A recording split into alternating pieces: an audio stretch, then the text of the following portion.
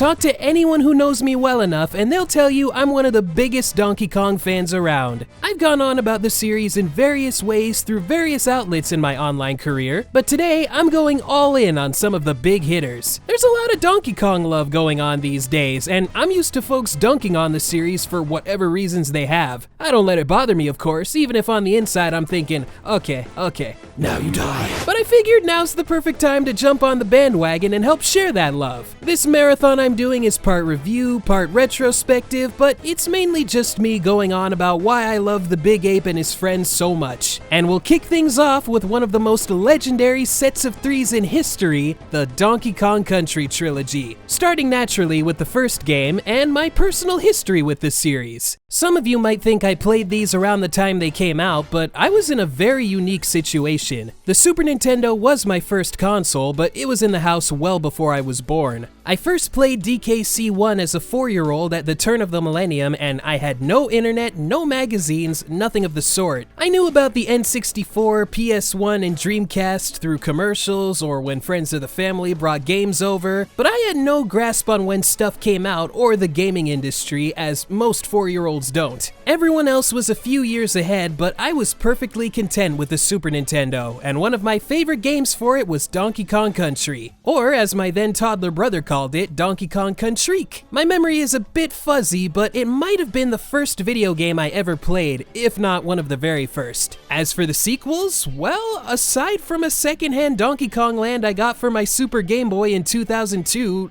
that was it. Again, no magazines, no regular internet till the late 2000s, and I spent the 6th generation plugged into a PS2. I knew literally nothing about the sequels until I saw an ad for Country 2 on GBA, and reading cheats for the third game in Owl magazine in school one day shocked me just as much. No, I didn't play the other games until getting a Wii in 2009 and buying them off the Virtual Console. Sounds kinda weird coming from me, doesn't it? The path I led wasn't conventional, but I still got to the end, and you can put any DK enemy in front of me and I'll tell you its name no problem. Something I'm sure lots of folks who played these as kids can't do now to save their life. As for where each game falls on my personal scale, well, one day I came up with a way to rank them, comparing them to, and stay with me here, the Kung Fu Panda trilogy. The first entry is my favorite, though I recognize how the second one builds on its foundation, upping the stakes and sporting a darker tone. The third entry's my least favorite, but mostly by technicality. Still a lot of great qualities and stands on its own as good entertainment. But when all is said and done, the first one always wins out. Analogies aside, what can I say about Donkey Kong Country that you haven't already heard? The graphics look great, it controls like a dream, and it's as fun as it's always been. I'll tick off some of the typical review boxes here, but I thought it'd be fun to sprinkle in stories and stray thoughts I've accumulated playing these games. Most are from Country 1, given it's been with me the longest, and to start things off, I need to talk about its instruction manual. This here is one of my favorite manuals ever, and while my original DKC cartridge is long gone, this booklet is the same one I've had since I was 4. Before the PS2, this was my only manual, and I read it like a real book cause it was put together like one. Even had my mom read it to me before bed a few times. The dark and stormy night prologue makes something as simple as get your bananas back engaging and somewhat gripping. And learning Cranky was the original Donkey Kong who fought Mario was a revelation. All I had to go on was Mario World, so I got a little history lesson too. This has personality in spades. It stuck out to me when it said I could watch the game's intro for as long as I liked before starting. And you know what? I did! It was also assuring, saying they made things easy to understand, and when showing button commands they went, you'll figure out what does what, but just in case, we gotcha. And Cranky's commentary tied it all together. My favorite quips include, you're only reading this cause you're bored, which was true half the time, his sheer disbelief of someone pirating the game in the copyright section, and also when he says you need a good thrashing. Funny, everywhere else I've seen has him say trashing in the manual, but mine says thrashing. Maybe Cranky threatening the kids went a bit too far for him. Then there were all the locales, and their descriptions piqued my imagination. The mines were stripped of any treasure they once had. The treetop villages were built by an unknown race of creatures, though the game's Japanese soundtrack claims it was Ewoks. So many caves and tunnels you could compare the island to Swiss cheese, with some being made of solid ice. At 4 years old, I thought all islands were like in cartoons, a speck of sand and a few trees, but this showed me how wide and diverse a piece of land in the ocean can be. If there was a real-world equivalent, Tasmania seems to fit the bill. Not that I'd personally know, but whatever. I once thought this was all written up by Rare's Lee Loveday, but the credits list Nintendo's Dan Osin, who's done tons of translation work, Super Metroid's opening narration, Star Fox's good luck quote. He even shows up in the DKC Exposed VHS tape. This man's writing kept me literate, helped pique my interest in nature. I owe a lot to this guy.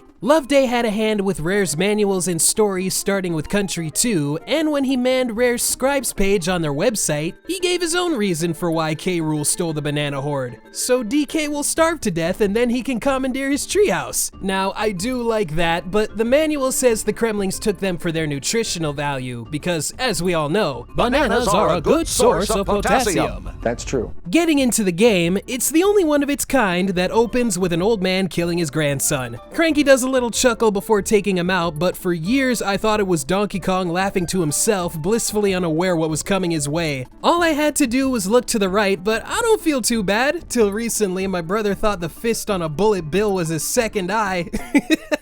Being exposed to a lot of different games even as a 4-year-old, the graphics weren't as huge a sticking point for me as they were for others, but I still knew it was unlike anything else on SNES, aside from Killer Instinct, but that gave me nightmares, so I didn't play it much. Not to say DKC didn't freak me out sometimes. When I got my first game over, I didn't touch it for a week. But when I think of the most iconic looking things in the game, it's gotta be the palm trees. They look like they came out of a playset, and I always wondered how they'd feel to the touch. Maybe like soft plastic or something. I loved watching this paint roller effect in the intro too. I still think it's cool. And of course, the soundtracks of all these games are made up of some of the best music ever conceived, done by David Wise and Evelyn Novakovic. Robin Beanland also did Funky's theme, which had roots in a Killer Instinct promo, then it got used for DKC at E3, and Rare's Tim Stamper was like, get that in the game right now. As for which soundtrack is my favorite, it's a tie between 1 and 2, though depending on my mood, one will etch out the other. 3 ain't far behind though. Also, I didn't hear about this till recently, but DK Island Swing might be named after a Scottish dance called the Highland Fling? Always thought the name sounded a bit weird, so that might explain a few things. But on the subject of Island Swing, I've got a fair bit to say about the first stage, an all-time favorite, Jungle Hijinks. It was the perfect training ground for me back then, jumping through trees, nabbing life balloons, and gaining the courage to take out clumps and that anxiety-inducing necky. But there was also DK's treehouse. I'd chill in here for a minute or two like it was my own pad. Years later, I actually got a treehouse of my own, built at the tree's base, though it wasn't as cool, especially after raccoons got to it. But you know, the longer you stay in here, the more questions you start asking yourself. Like, are these giant socks? Is that an extension cord? This picture frame has perplexed me my whole life. Why is the fish moving? What is this thing? Can I jump into it like an episode of Blue's Clues? This stage also introduces you to the animal buddies with Rambi, who's always been my favorite of the bunch. Running with him is a blast, and killing baddies in succession makes the dude go airborne. Anytime I play this stage, I always do this. As you get to the end of the stage, it starts getting dark. Some think it's storm clouds rolling in for the next level, which makes sense, but I'd argue it was just getting late. As a kid, I saw this as the Kongs having fun till the sun came down, and I liked going through the level again with the change of scenery. Talking about the sounds of DKC, they're all burned into my memory, and the game made me appreciate the fine art of enemies making a noise when you kill them. They all crack me up and are fun to imitate. For neckies, you've got Clump and Manky Kong, there's, and my favorite, which is only used by Crusha. I love using TNT on them because it's just a bunch of noise. The sound's also used by K. Rool and Rambi, but it became the universal Kremling death noise going forward. Good call! In Country 3, when you kill Crimson waterfall levels, there's an echo to go with it as they fall to their doom. One time I looked up the waterfall music on YouTube and the top comment was just Again, good call. What I love about the levels here is how you can traverse them. They're made in a way where you can either take your time and explore or blaze through them, and I'm no speedrunner, but it's so much fun to get to the end as fast as possible. And I mean, it's encouraged. There's shortcuts everywhere, rolling through enemies speeds you up, there's even warp barrels that skip the level entirely. Some I didn't even know about until making this video. Getting to this bonus with all these neckies, I mean, you could jump on them one at a time, but it's cooler to do this. That's what I'm talking about. Diddy is my choice of Kong for just about everything. He's better at running, jumping, finding bonus rooms, and he's the better choice for water levels. That's all you need. There's a couple of enemies he can't take out as well as DK can, but I have my workarounds. Recoil schmecoil. Even with animal buddies, I always use Diddy because it never looked quite right with DK. Like he's just barely fitting that build onto them. The screen shakes when he lands with Rambi, and poor Winky looks like he's gonna get smushed. On the topic of collectibles, I always liked how the Kong letters looked here compared to the sequels, just shinier and more important looking. All they're good for is an extra life, but I do get a kick out of spelling dumb stuff with an incomplete set. Things like Ong, Kung, or Og?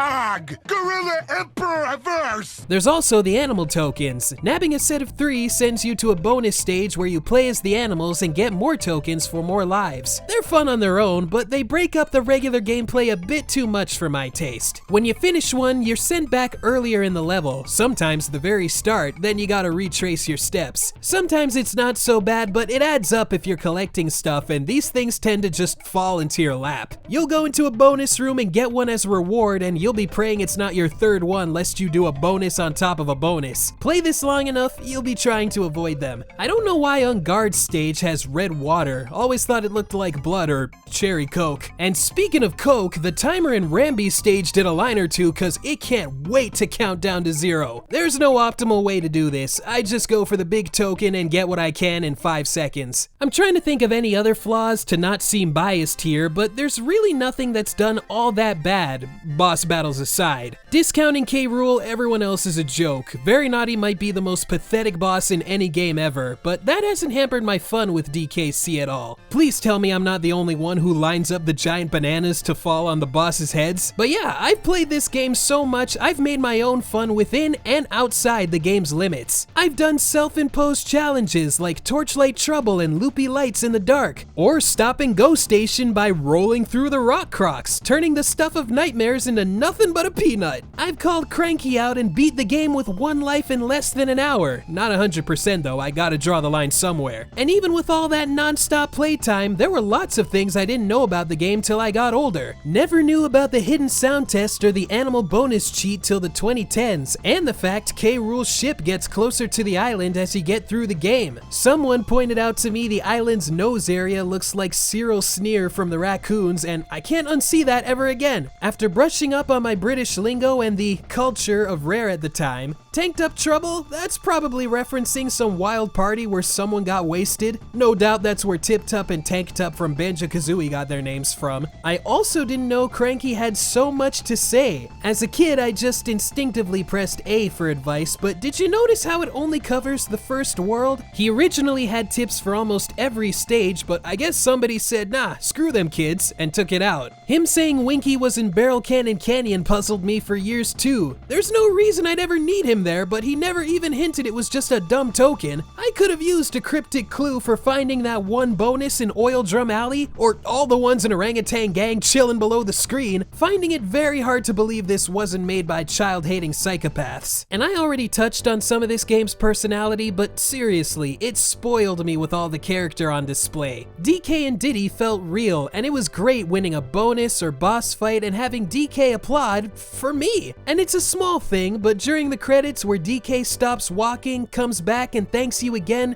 that's still the coolest thing ever. And I was cracking up seeing him and Diddy screw with each other. Mario ain't got nothing on these two. But okay, I've sung the first game's praises long enough. Let's get on to the other two. It's pretty bold to have a trilogy where the title character's only playable in the first game, but that's rare for you. They take main characters from one game and kill them off in the sequel's opening just for kicks kicks or have Squawks take a bat to the midsection on the box art, so in retrospect I'm not that surprised. Diddy's Conquest was like a myth, the sequel that eluded me for so long. In 2008 I saw it referenced in Smash Bros. Melee and Brawl, I looked up the final boss on YouTube, and my mind was made up. I needed this game. Goes without saying, but it's the textbook definition of a proper sequel. New set pieces and mechanics, better bosses, and stuff from the last game built on in fun, interesting ways. I mean, what they do with animal buddies alone runs circles around the first game. Now they've got super moves. Some levels have you swap between 2 or 3 apiece. Others have you turn into them and play them directly, which I've thought about how that works, but it's a headache. They show up in bonus rooms, boss fights, some stages are nothing but animals. Even opening the dingy crates they're in sounds cooler. Oh, I love that sound. I also loved the darker atmosphere and the higher stakes. DK's been kidnapped, and to get him back, you're going behind enemy lines. Crocodile Isle is DK Island made hardcore, where everything's dead set on taking you down. Not even the barrels are safe. And while I'd grown up a bit since the first game, the game over screen here still freaked me out. All you gotta do is turn the screen completely red, and your mind goes to some dark places. It's not all doom and gloom. Cranky still has the same old wit, taking jabs at his wife when she's not in earshot, and saying he'd never get kidnapped in his heyday. Yeah, okay, Grandpa. Clubba's another favorite. Cold and mean till you pay the toll, and then he acts like your best friend. And I love that fight him option they give you, even if it does nothing. And let's not forget Swanky Kong, who all these years later somehow made it into the Super Mario Bros. Movie on a poster, no less. I'm just glad to see someone on the higher ups has good taste. Onto the soundtrack, everything got dialed up to 11. Some of my favorite tracks include Steel Drum Rumba, Primal Rave, Forest Melody, and Mining Melancholy. That last song strangely isn't on the game's official soundtrack, so the name is actually fan-made. Thought up by one of the founders of DK Vine back in the 90s, and if he happens to be watching, I just want to say, hey Chad, what's up? Every stage archetype also has their own theme for when you beat them and even when you die. That's the kind of stuff devs think about doing but never have time to implement, and when I lose a life I go, oh yeah, this jingle's the best one! Speaking of death, DKC2 is a lot more stressful than the first game. You don't play this for fun, you play it because you've got something to prove. It's not impossible, but it demands 100% of your attention, and that still won't get you out unscathed. Thinking of the memories I had playing this the first time, all I remember is how sweaty my palms got. Using a GameCube controller probably didn't help, but that's what I had, and you work with what you got. After World 1, it's a constant test of the reflexes. You'll do one tough segment and maybe get to chill for a second, but don't let your guard down because you'll get blindsided faster than you can say, did that barrel just kill me? World 2 has Glimmer's Galleon, an underwater maze in the dark. No on guard, lockjaws everywhere, and I imagine some poor soul just struggling here. Even more so if they're playing on SNES with all the flashing lights from turning around. Then they get to the end thinking it's all good when suddenly, hey-oh!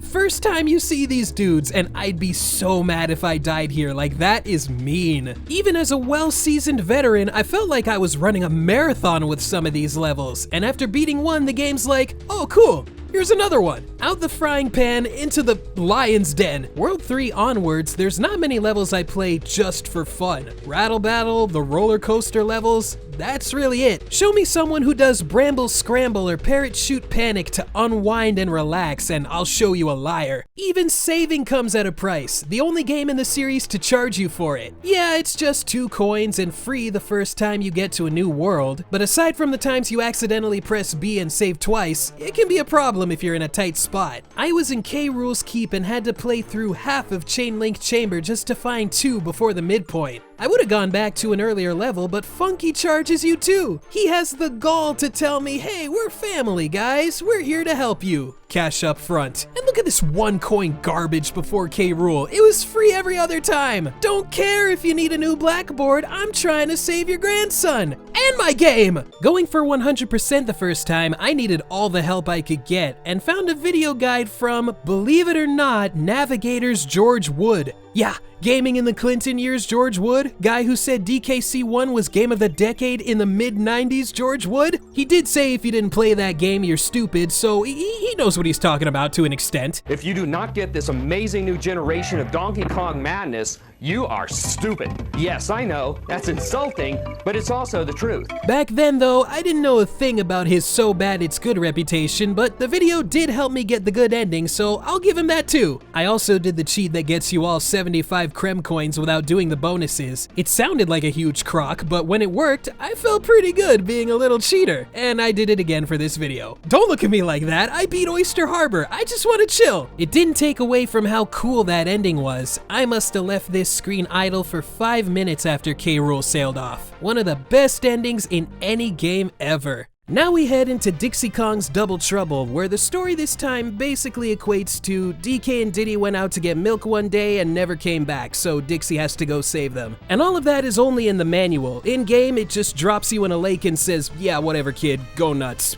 Go bananas even. This one's the most divisive of the trilogy, and I was far removed from the initial discussions. All I knew is that some people didn't like it. And on my first go, I wasn't crazy about it, but over time I grew to like it a lot more. So after Diddy's conquest, there were some changes behind the scenes. Rare had a habit of making a game, followed by a sequel that does everything they couldn't with the first one, then dropping the series to go do something new. You can't just drop DK, especially at the height of his career, so of course a third game was gonna happen, but the DKC team was split in two. One half started on what became Banjo-Kazooie, and the other got cracking on DKC3. Music duties got a shake-up too. David Wise did a few tracks here, but the majority was done by Evelyn Novakovic. The soundtrack's grown on me as a cool alternative to the usual DK sound, but some folks don't know Evelyn did her fair share for the first game. We're talking some of the most iconic tracks in the series. Though normally reclusive, she did an interview in 2021 about her career, and she knew this entry had some big shoes to fill. She and Wise had different ways of tackling music, and rather than try and copy the last game, she went for a whole new vibe and threw in new genres to match the brand new landscapes. And in another interview she did with Nintendo Life's sister site, Time Extension,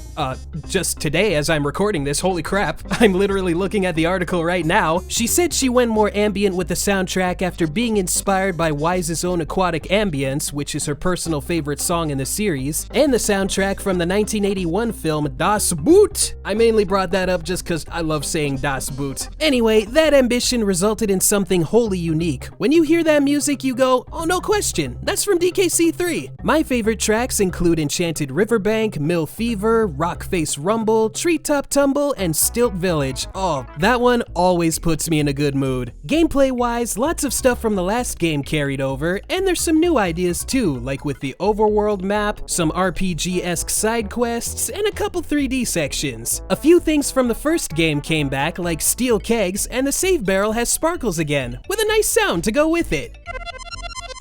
This is also where we're introduced to Kiddy Kong, and while he's not much of a looker, he's more versatile than you'd think at first glance. He's got Donkey Kong's strength mixed with traits of other Kongs like good rolling speed, better barrel throwing, and when I learned about that water skip move, he got that much closer to getting in my good books. Kiddy and Dixie complement each other well, especially with the team-up mechanic this time. When I have both Kongs, I feel like there's nothing I can't do, nowhere I can't go. Best dynamic in the trilogy, I'd say. The difficulty is also a perfect blend of what came before. Tougher than the first game, but not as cutthroat as the second. DK coins were actually fun to get here. The challenge was less about where they were and more on how to get them. Some are real brain rackers and others you only get one shot at. There's nothing better than that moment when you go, aha, got you! Or you do something you didn't think was gonna work, but you get it anyway. I love a lot of the locales here. I don't know if it's ever been officially said what the Northern Cremisphere is based on, but lots of people say it looks like Canada, and you know what? I can vouch for that. Lots of fun ideas, and each level feels different, even with similar locations. The toboggan levels, I'd argue, being the best take on the minecarts yet. One has you switching between hanging on the ceiling and coming back down, and it is such a rush. The water levels here are no doubt my favorite in the trilogy. With the first game behind them, the devs said they could focus on making more interesting backgrounds, like having boss fights that didn't take place in a room full of bananas, and the ones here really benefit from what they learned. You look at coral capers from the first game and compare it to floodlit fish, man, what a glow up. Literally! The music here gives off this fear of the unknown vibe of the ocean depths. To paraphrase a YouTube comment, Lockjaw's Saga gave me thrills, but Waterworld gave me chills. Speaking of chills, snow levels are the best here too. The colors, the weather transitions, the whole ski resort look, oh so good. For levels I didn't like, there's Buzzer Barrage. It goes on for way too long. Quox's only method of defense is tossing barrels, but half the enemies can't be killed anyway. Even through SNES Online it was a drag, and I do not like the color scheme of these caves at all, I'm sorry. The bosses are a mixed bag. The coolest one is definitely Arik, and Bleak makes me laugh, kinda like him actually, but the others aren't too exciting, and the fight against K. Rool is the weakest K. Rool fight going. I don't feel anything here. He just flies around with no ambition, no drive whatsoever, and the puzzles don't do a thing for me. Bit of a downer, but completion-wise, I felt more inclined to here than I did with DKC 2. I hardly ever had to look up bonus room locations and the like. Most of it was done just by picking up on hints and exploring. And you know what? It was fun, even if the reward sucks. We get to see the mother banana bird, and she says she's gonna teach K. Rool a lesson he'll never forget by dropping an empty eggshell on him, and there you go. Like, dude, it's a hollow eggshell. Break out of it and kill everybody. But whatever, this is still a great game, and I appreciate what it does to make itself stand out. There will come a day when I play this on the toughest difficulty just so I can say I got that kung fu cranky at the end.